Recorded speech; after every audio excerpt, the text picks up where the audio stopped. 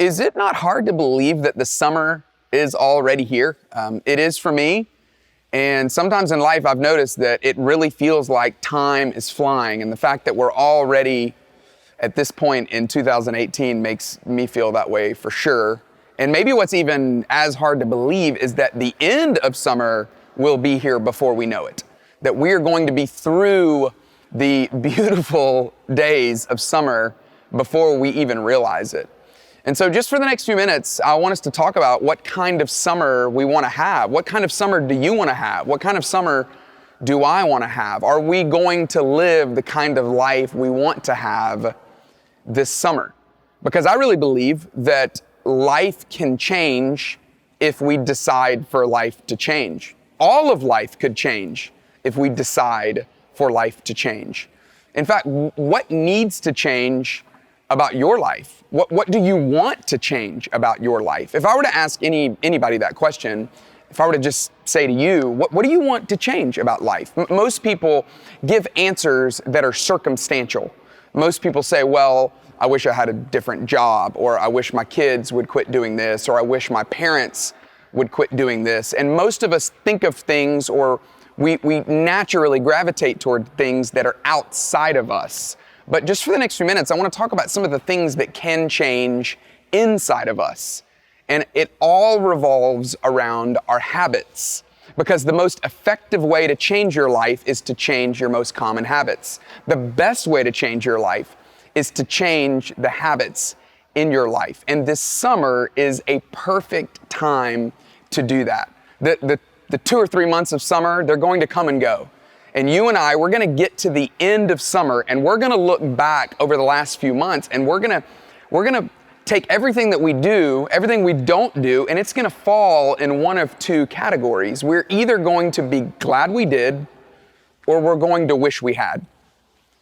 With pretty much everything. The habits that we create, the habits that we sustain, the new experiences that we have, we're either going to be glad we did them, or we're not going to establish or create or sustain new habits, and we're going to wish that we had.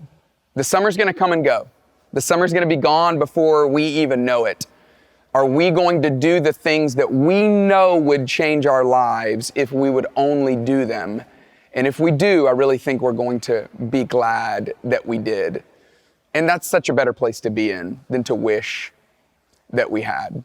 So I just want to talk for the next few minutes about what does that look like? What does it look like for us to change the things inside of us? I remember waking up, probably it was the new year last year, which is usually the time of the calendar where we think about what's going on in our life. And I remember thinking, at what point in my life will I be old enough and self-controlled enough to actually live the life that I know I want to live? You know what I mean? I mean, there are things in your life that you know you want to do, you wish that you did. At what point in life am I going to be an adult about life? At what point am I going to be old enough and self-controlled enough to actually do the things that I know I want to do? To have the kind of intentionality that I want to have as a dad? To be the kind of husband that I know I want my wife to think of me as? To be the kind of employee that I know my boss wants me to be, and the kind of employee that I want to be, the kind of self-learner that I know I want to be, but I just don't always do those kinds of things. And so what I want to challenge us all to do is let's use this summer as a summer to establish some of those new habits, because I really believe that all of life could change if we decided to change. All of life could change if we just decided for it to change. Yeah, your circumstances aren't going to change. Your in-laws, your mom, your kids, your neighbors, your coworkers, they might do the same kinds of things that they do that maybe irritate you or maybe bother you. But what if something on the inside of us could change such that life would actually change? I really believe it's possible. And I believe this summer would be the best summer ever if we would establish some new habits that would cause life to really change. We would get to the end of summer, we would look back and we would think, I am so glad that I did that, as opposed to the feeling of, I wish I wish I had done it. So much of this kind of change that really could happen in your life and my life, that kind of change that really does happen on the inside of us, so much of it is it's a shift in a paradigm. It's a shift in a perspective. It's a shift in the way we see the world. And Jesus was the ultimate paradigm shifter. Jesus was the ultimate in helping people change their perspective. In fact, in his first sermon that he gave, when he landed in the middle of this amazing time of life where he was starting to let people know what his agenda was, when he started to let people know who he really was, right around the same time when he started to do the kinds of miracles that people started to take notice of, the kinds of miracles that would have landed on Drudge Report or the AP Wire. Did you hear? Can you believe that Jesus actually did this? Right around that same time, he preached this sermon to a group of people, a couple thousand people probably. It's known as the Sermon on the Mount. And Matthew, one of his closest followers, chronicles this amazing sermon. I want to read you just a couple of things from it because Jesus helps us in this way to shift our paradigm, to shift our perspective. He teaches us how something on the inside can actually change. This is what he most commonly says. In fact, he says it about over 10 times in the Sermon on the Mount. And in Matthew 5, verse 21 is the first time he says it in this sermon. He says, "You have heard that it was said to the people long ago." You've heard it said. And he commonly brings people back to, this is the way most people see life. This is the way most people think life works, but let me shift your paradigm. Let me shift your perspective. Let me help you allow something on the inside of you to change so that you can see all of life changing because of that. He goes on to say, after he says that, he talks about a couple of different interesting topics, but then just 10 verses later, he says this again. He says, "Again, you have heard that it was said to the people long ago, 'Do not break your oath, but fulfill to the Lord the vows you have made.'" See, this group of people that he's talking to, specifically the religious leaders, they were really good at helping people learn how to find loopholes, helping people learn how to take a promise that you had made and find a way or a reason that you could rationalize breaking the promise. Aren't we all so good at that? I mean, we're all really good at talking ourselves out of working out, eating well, being financially healthy. In fact, maybe you came into this year with some of those habits, and I would imagine by now there's some of us who have already talked ourselves out of it. Well, this group of people that he's talking to were really good at doing that. So he says to them, he says, "Listen, again, you've heard it said, 'Do not break your oath, but fulfill to the Lord the vows you've made.'" So he said, I know you know that's true, that if you make a vow, if you make an oath, if you make a promise, that you should keep good on it. But he says, this is what people do to break it. He said, "But I tell you, do not swear on an oath at all." So if you're finding a reason to make a loophole, he says, don't even feel like you need to, I swear that's going to happen. He says, no, don't swear on it. He says, "But I tell you, do not swear an oath at all, either by heaven, for it is God's throne, or by earth, for it is his footstool, or by Jerusalem, for it is the city of the great king." So he says, you're going to be tempted to want to say, "I swear to heaven," right? Or "I swear on earth," or "I swear," in their case, on Jerusalem. You know, in our day, the way this looks or feels to people is, I remember in middle school, people would say, "I swear on my grandmama's grave." You remember that? That was like the, I don't know how to take this any higher. Or "I swear on my mama," or "I swear on," whatever it may be. In this day, he's saying there are people that would use the Lord's name in vain in this way. "I swear to God," is what people were saying then. "I swear on earth. I swear to Jerusalem." He's saying you don't even need to swear. It goes beyond that. If you want to learn how to make good on a promise you made, if you want to learn how to stick to something that you know you want to be true, there's another way to do it.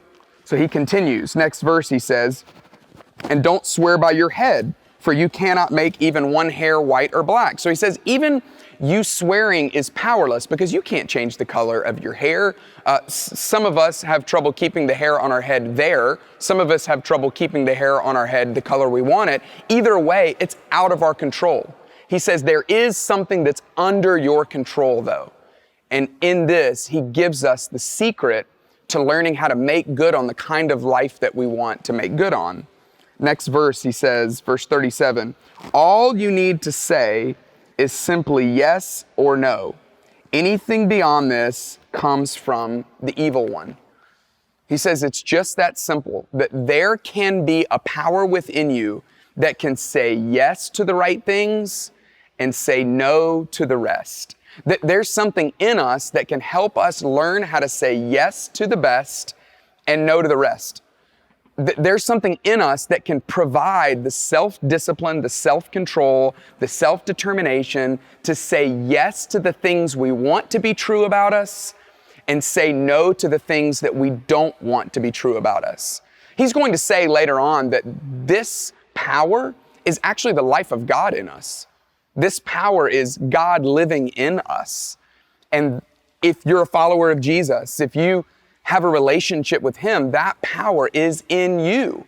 That power is known as the Holy Spirit. That power is known as the Spirit of God living in us. And He provides us the power to live a self-controlled life, a self-disciplined life, to let our yes be yes and our no be no. And this summer, I want to encourage all of us to figure out, what do we want to be true? What habits do we want to create? And then that we could pray, God, would you let your Spirit in me, let your power in me, give me the ability to have enough self-control, the ability to have enough self-discipline to let my yes be yes, to say yes to the best, and to say no to the rest, so that I can see life change, so that I can see the kind of life lived that I want to live. So I began with this question that I've been trying to ask myself is, when will I be old enough and self-controlled enough to live the kind of life that I know I want to live? I want to pose a similar question to you. When do you feel like it's time in your life to be the kind of person you know you want to be?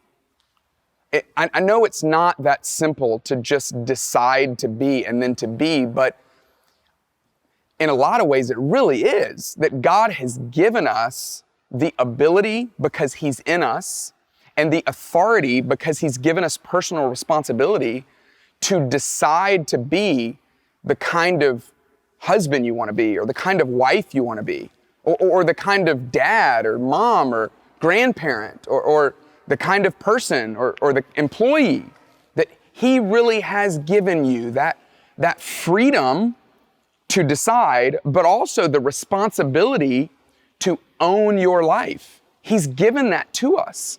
And then He's given us the empowerment, the ability to enable that to actually come to fruition, that all of life could change if we decide for it to change. I really believe that's possible this summer. I don't believe that's too lofty. I don't believe that's crazy. I believe that could happen for you this summer. But it's going to happen in the small yeses, maybe the small nos. So what is it for you? I'll give you just a bunch of random examples, and maybe this might help you think about something that you know you want to be, something that you want to do this summer. Maybe you want to go to bed with your phone charging in another room. Maybe it's that simple, that maybe you find your time being sucked at night by just getting engulfed in something that you're reading on your phone. In fact, maybe your relationship with your significant other could be described as both of you staring into a phone. Maybe you just need to charge your phone in another room. Maybe you need to decide, I'm going to read 2 books this summer. I don't want to get crazy and try to do a book a week. I'm just going to read 2 books that are going to make me better this summer. Maybe you decide, I'm going to say good morning to everyone at work as soon as I get there. Maybe it's that simple. I just want to be, I want to be known as someone who's friendly. I want to be known as someone who's open and available. And so maybe it begins with you just saying hello to people in the morning. Maybe it involves a spiritual discipline. Maybe you decide, I want to begin the day by praying for 15 minutes. I mean, don't get all crazy and become like some spiritual zealot and go for like an hour. I'm just saying 15 minutes. Maybe you just decide this summer, I want to wake up every day and pray for 15 minutes. When are you going to be old enough and self-controlled enough to actually do that? Maybe you decide, I want to get in a Bible reading plan this summer. For me, that's particularly what I'm going to do. Starting June 1st, I'm going to read the book of Proverbs twice, once in June and once in July. There's 31 chapters in the book of Proverbs. I'm at a stage in my life where I need more wisdom. And so starting June 1st, all the way to the end of July, I'm going to read the book of Proverbs twice, each chapter with the corresponding day of the month. That's what it's going to be for me. But for you, I don't know what it is. The great news is you can decide. Maybe you should ask somebody what they think it ought to be for you. Maybe you don't ask someone. The great news is you get the freedom to be able to choose, but don't let the summer get all the way by and you look back and go, I missed an opportunity and now I wish I had. Maybe for some of you, it's as simple as just getting more involved with our church. Particularly if you live in an area where we have a local church, maybe it means you're just going to try to be there more consistently. If you have kids, your kids cannot miss what's happening at our churches this summer. And I'll tell you more about that at the end of our time together. But for you, if you don't live near one of our churches, maybe it just means I'm going to make this a more consistent part of my week. Maybe it means you pick a series that you know you need to listen to and you just decide I'm going to binge watch that this summer. I'm going to use that as my drive time on the way to work this summer. I don't know what it is for you. The options literally are endless. But when are you going to be old enough and self-controlled enough to live the kind of life you know you want to live? I really believe that God is very interested in this for us. I believe that God wants to help us with this. There's a proverb that I come back to over and over again, and it's found in Proverbs 21 at the very end of the chapter. It says that our job is to prepare the horse for battle.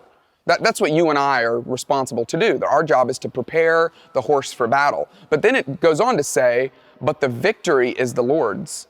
That the victory is not because you prepared the horse. The victory is not because you got better. No, God wants to give us victory in life. In fact, in a lot of ways, He already has assured us of victory in life. But that doesn't abdicate us from the responsibility of preparing the horse. No, our role is to prepare the horse for battle. God says, my job is to provide the victory. And so this summer, I hope that you make the kind of decisions, that you establish the kind of habits that will allow you to be the person that you want to be. And I trust that in doing so, that God will let you experience the kind of victory in life that He wants you to experience. Don't let the summer go by. Get to the end of it and wish you had. I hope that the summer goes by for all of us and we'll look back and go, I am so glad that I did. Well, what's happening, everybody? Just wanted to give you a little bit of info about what's coming up this summer. And before we even know it, the summer will be over. There are going to be some things that you could do as a family that if you don't do them, you're going to wish you did. And so just like you've got your bag for the summer and you're trying to figure out what's going to go in it, I want to tell you about some things that we want to help put in your bag. And the first place we're going to start is we're going to start in Wombaland. There is a bag called the Wow Bag that we want to give you. So instead of me just telling you about it, I thought it would be awesome if we go find Lauren Warner. Lauren Warner, what's happening? Tell everybody what you do in Wombaland. Yes, I'm a groups director. I help families drop their kids off and feel safe, feel comfortable, and help the kids love coming to church. This summer, our theme in Wombaland is Wow. Wow. Yes. It's a circus theme. We have new characters. Zoe Okay. Zhao, who brings the wow. Zoe Zhao, who brings the wow. Yep. We actually have a little wow bag. Put that in my bag. Here's your shirt. That one's for volunteers, That is but a volunteer parents will be able to buy one for kids. Yes, and it's actually cuter. Thank you for what you do. Thanks for making this summer amazing, and I hope that you don't miss Wombaland this summer. You're gonna feel like a better parent if you do. Am I right? Yes. I am so excited about what's happening with our kids in Wombaland. And speaking of wow, this looks pretty awesome. I never really rode a skateboard. This one's electronic. Hey, look who it is! It's Aaron Lee Kenyon Dewey. Aaron Lee runs all of our creative stuff here in Upstreet. Tell us what these people can expect. Yes, Upstreet is going to be amazing. We We have red versus blue. We're gonna have super slime Sundays. Lots of intense competition. We're gonna have ultimate challenges every week for kids on faith and forgiveness. Wow. And just in case you're on vacation, which sometimes happens. You got them covered? I do, yeah. We're gonna send you guys, we're gonna text parents a video every single week. That's awesome. Of our ultimate challenge so that your kids can catch up, you can be caught up on all Love that's it. happening. I love that you're so neutral with the purple. I am. Neither red nor blue. No, but it's gonna be intense. In fact, I have shirts for your kids because you have a kid. I got a kid who's blue and I got a kid who's red, and they're already talking about the And competition. red. Throw it in the bag. Take Aaron this to Lee, your kids. It's gonna thank be you. awesome. You are awesome, and I'm serious. This will make you a better parent, and your kids will love it. If not, you guys. All right, so we've told you what's happening with the little kids. We told you what's happening with elementary age kids, but let's go down to transit. Perfect, the board is back. Hey, keep it between the lines. Oh, thank you. Right? Be careful. This is Tyreek Wesley. Tyreek works with our middle school students, and he's just an all-around great person. Tell us about this summer in transit. Man, so one huge thing that you can't miss is June 3rd, and that is when our rising fifth graders are gonna come to transit for the first time. And parents, you wanna come because you can come, sit in, and then after service, we're gonna get a chance to talk to you, and we'll give you a special gift. And it's gonna be a lot of fun. I can't let you leave, because Thank you know, you. transit has the best swag. The as best a whole swag. church. If So you I got- volunteer in transit, you know how good the swag is. So I gotta give you our exclusive hat. to put in your Oh, bag. love it. Thank you. Packing the bag for the summer, Tyreek. Thanks. All right, man, be safe. Okay? Later, brah.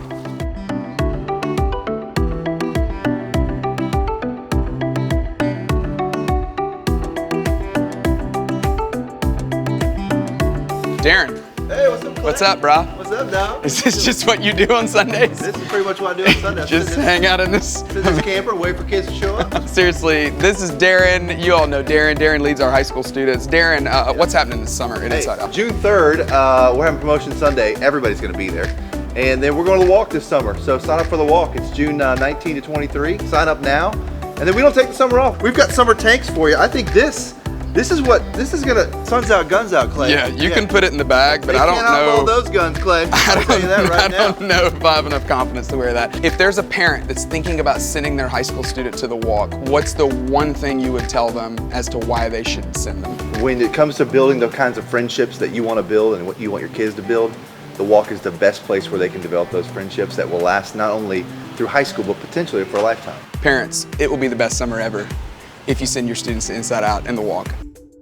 So that's what we have going on with kids. Maybe you're thinking though, what's in it for me this summer? I'm telling you, there's still some things that I really believe that you can't miss. First thing is Andy's kicking off a brand new series on June 3rd called Me and My Big Mouth. It's all about how to have better relationships through the art of listening to each other. It'll help you be better at work. It'll help you in every relationship you have. And then we're kicking off a series in July called 3 Things I Learned About a Movie I Didn't Want to See. That's what's happening this summer. If you're here or if you're catching us online, it really is going to be the best summer ever.